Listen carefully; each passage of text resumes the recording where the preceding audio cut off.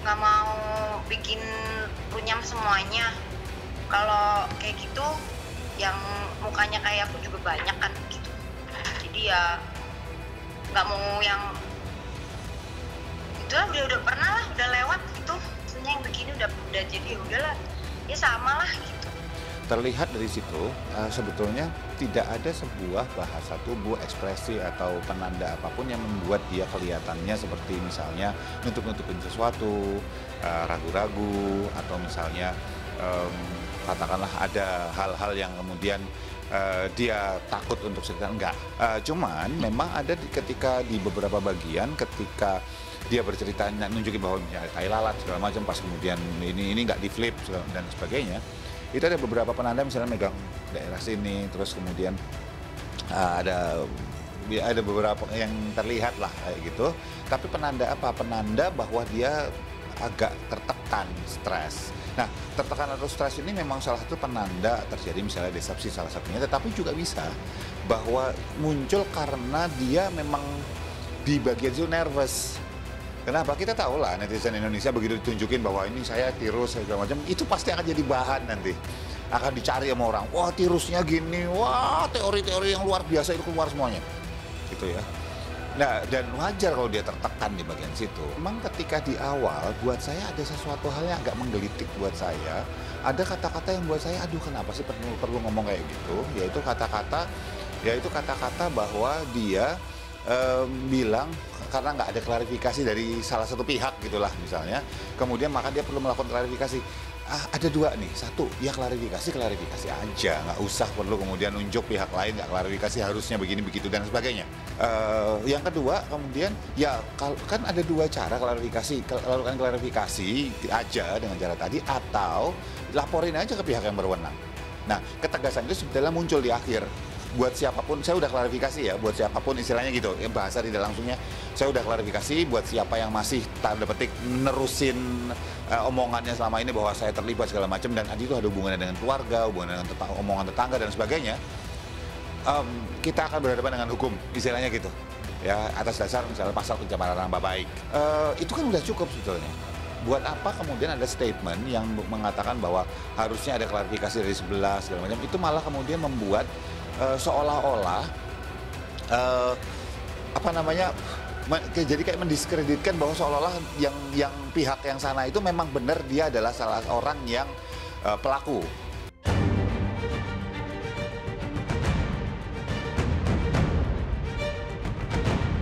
Kalau kita lihat, saya tidak spesifik hanya melihat pada bagian tertentu ya, tapi di sini misalnya ada tahi lalat yang ada pada video itu pada sisi di dekat hidung ya. Kemudian kalau kita bandingkan dengan yang ada pada banding, itu pun kita juga bisa mendapatkan hal yang sama.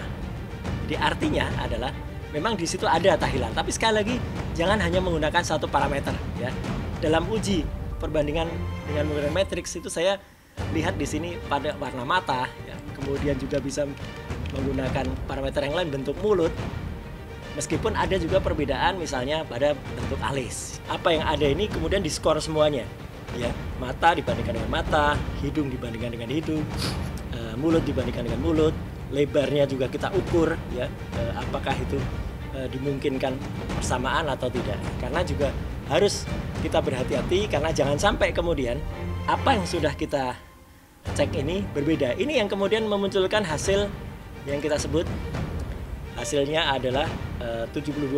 Jadi saya pun ketika 72% menggunakan sampel foto yang berbeda pada hasil yang 74. Jadi ini yang dari video kita ambil pada foto yang dia dari samping. Yang lebih menarik adalah ketika kita lakukan proses dengan software merge ya, atau face merging. Ketika kemudian di merger atau digabung, ya kita bisa melihat misalnya dari wajah yang ada di sebelah bawah ini, dua wajah ini kita gabungkan. Nah ini ketika dua wajah ini digabung, nah ini ketemunya adalah wajah yang ada di atas. Ya, jadi artinya adalah di sini yang tadinya ada dia menjulurkan lidah, kalau saya gabungkan dengan foto yang dia tidak menjulurkan lidah, hasilnya seperti ini, dan kemudian mata, hidung, telinga seperti ini. Sama seperti ketika di sini. Dia tadi menunjukkan lidah, kalau kita gabung dengan foto yang tadi yang skornya 74%, ketemunya begini, atau bahkan kita gabungkan dengan yang skornya tadi 72%, yang mulut agak terbuka, ketemunya begini. Jadi artinya dengan menggunakan perbandingan atau komparasi ini sudah bisa digunakan ini sebagai hipotesis awal ya, atau ini petunjuk untuk pihak kepolisian untuk menindaklanjuti. Cuman memang saya kebetulan kebagian sial aja karena mukanya mungkin sedikit pasaran di kalangan orang Cina ya, begini-begini semua mukanya mirip-mirip. Jadi ya kepetuan aja gitu, ke orang Jawa bilang. Ya sial aja lah, lagi sial aja lah.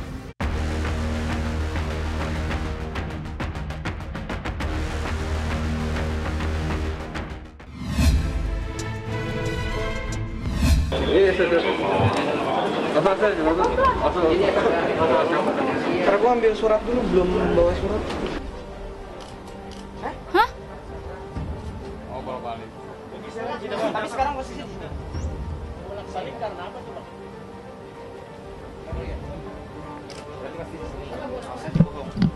Jangan maju, jangan. Diam.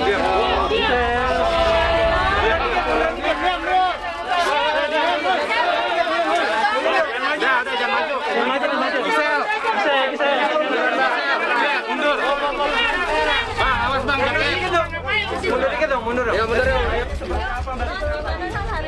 Ikutin aja prosedurnya sebagai warga negara yang baik, datang kita ikutin aja. Oke.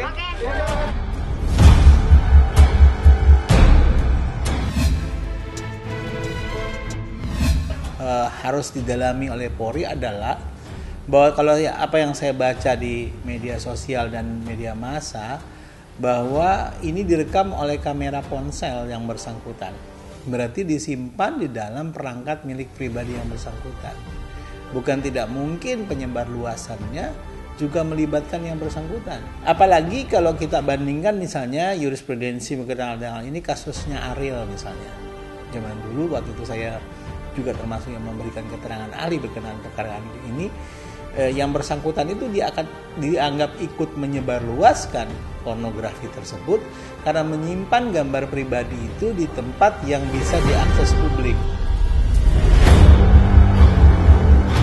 Menyebarluaskan, makanya motivasinya harus didalami bagaimana benda yang disimpan secara pribadi yang bisa katakanlah keluar hanya karena tindakan pribadi yang bersangkutan justru bisa tersebar luas.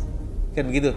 Boleh jadi ada bentuk kesengajaan yang lebih berat daripada kesengajaan yang dilakukan oleh saudara Ariel pada waktu itu. Pasalnya sama sebenarnya, pasal 29 Undang-Undang Nomor 44 Tahun 2008 ya, diancam dengan pidana 6 bulan sampai dengan 12 tahun atau denda berapa ya, sampai dengan 6 miliar.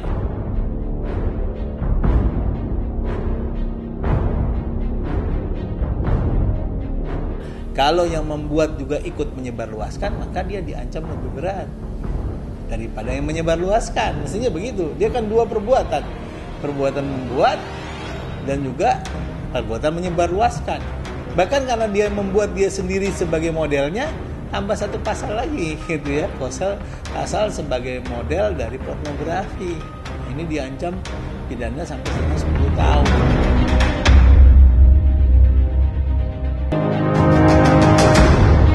Bagi saya setidak-tidaknya ada dua perbuatan penting terkait dengan video yang memiliki konten persenggamaan yang masuk dalam kualifikasi pornografi.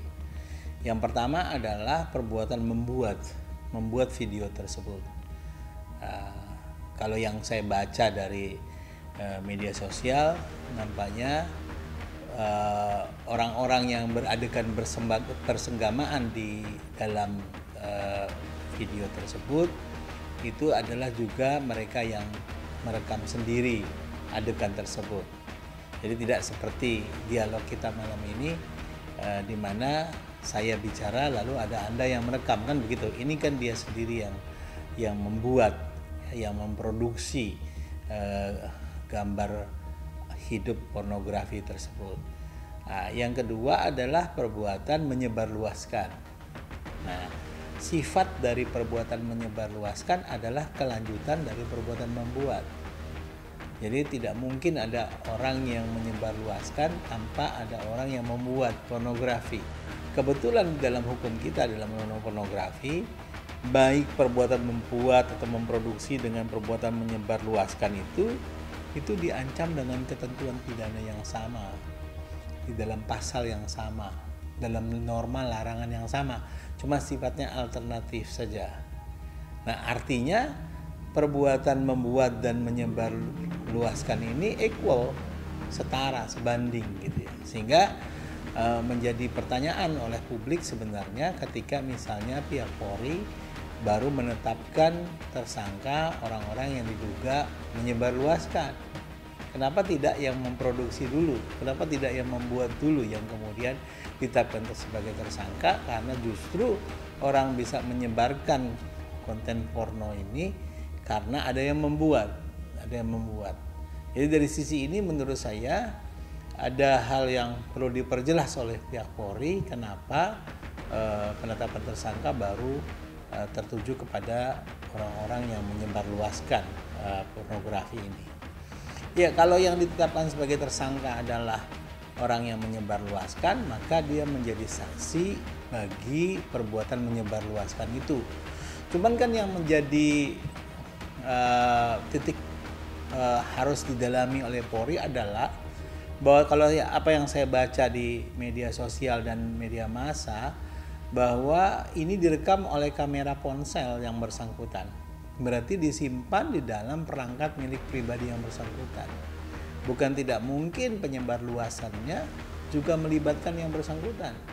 Jadi pemeriksaan besok bukan tidak mungkin yang bersangkutan akan naik pangkat. Ya, begitu diperiksa ternyata punya kaitan dengan penyebar luasan itu, maka kemudian dia akan bisa jadi juga statusnya menjadi tersangka penyebar luasannya, katakanlah begitu. Walaupun secara yuridis normatif saya dikatakan tadi sebenarnya sudah layak juga ditetapkan sebagai tersangka kaitan dengan membuatnya, kan begitu.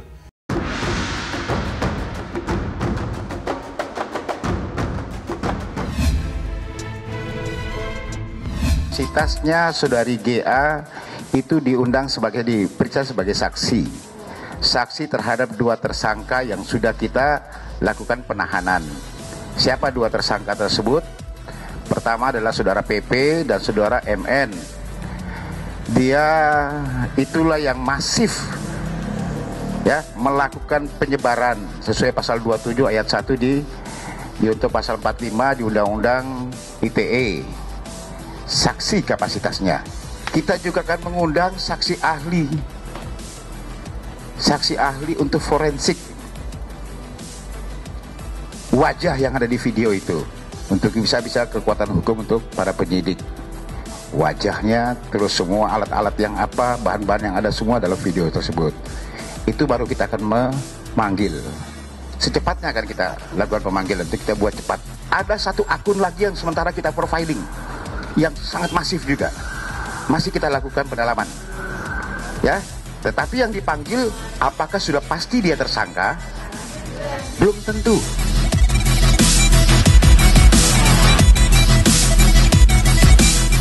Isi dari berita acara pemeriksaan dikatakan dalam Undang-Undang Nomor 14 Tahun 2008 tentang keterbukaan informasi publik ya, itu hal yang dikecualikan untuk dipublikasikan. Isi pemeriksaannya nggak boleh.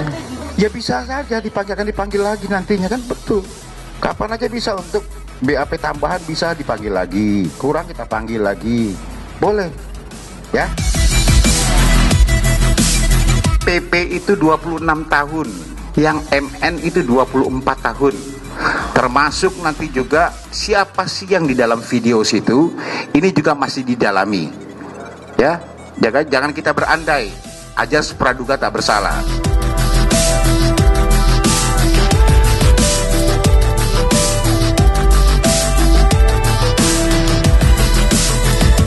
Menunggu hasil saksi ahli forensik itu wajar ya. Ini kan tidak mudah. Nanti kalau sudah selesai nanti kan kita sampaikan, karena kan belum selesai nih. Apa hasilnya seperti apa? Jadi memang dari pagi kan sudah kita laksanakan kegiatan, tapi kan ini kan nggak bisa bilang 1 hari langsung jadi, harus pelan-pelan. Pokoknya aku ini sih kayak nggak mau bikin runyam semuanya. Kalau kayak gitu yang mukanya kayak aku juga banyak kan.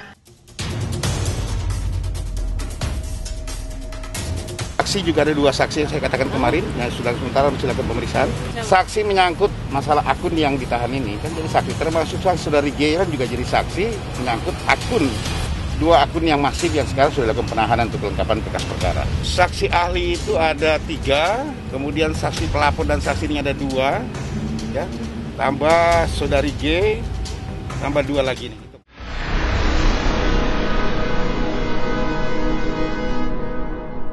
Jadi jangan lupa untuk subscribe Cumi Cumi. Ditekan ya tombol lonceng merahnya.